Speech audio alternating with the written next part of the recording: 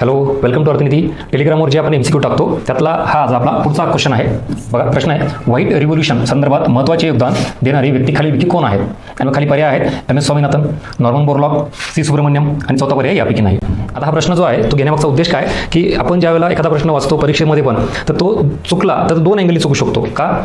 प्रश्न चुकण्याचं प्रमाण हे आहे जर आपला अभ्यास कमी असेल तर, किंवा आपली कंटेंट कन्सेप्च्युअल क्लॅरिटी कमी असेल तर, अभ्यासाची डेप्थच कमी असेल तर, म्हणजे तो प्रश्न जो मुळात फार डिफिकल्ट लेवलला विचारलेला आहे तसा असेल तर प्रश्न चुकतो. ही एक पॉसिबिलिटी झाली. दुसरी मात्र अशी आहे की तिथं अजिबात ॲक्च्युली काहीच नव्हतं, फार इझी व्हेरी सिम्पल कॅटेगरीतला प्रश्न होता तरीही चुकतो. असं होतंय का? त्याचं कारण काय?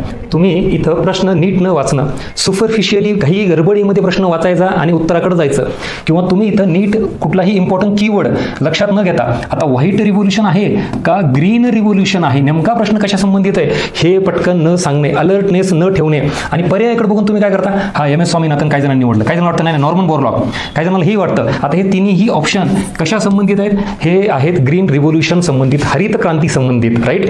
जागतिक हरित क्रांतीचे जनक नॉर्मन बोरलॉग, भारतीय हरित क्रांतीचे जनक MS स्वामीनाथन, आणि C सुब्रमण्यम सुद्धा ऑप्शन हरित क्रांती संबंधित आहेत, कारण त्यावेळेस ते कृषी मंत्री होते. अशा सगळ्या गोष्टी कधी कळतात? जेव्हा आपण एक एक्झाममधून बाहेर आलो, फर्स्ट आन्सर की आली, तेव्हा लक्षात येतं अरे हा प्रश्न चुकला माझा, आयोगाने उत्तर काय दिलं याचं 4 का? मग कळतं अरे इथं व्हाईट रिव्होल्यूशन नाही ग्रीन रिव्होल्यूशन असं मला वाटलं, असंच होतं का?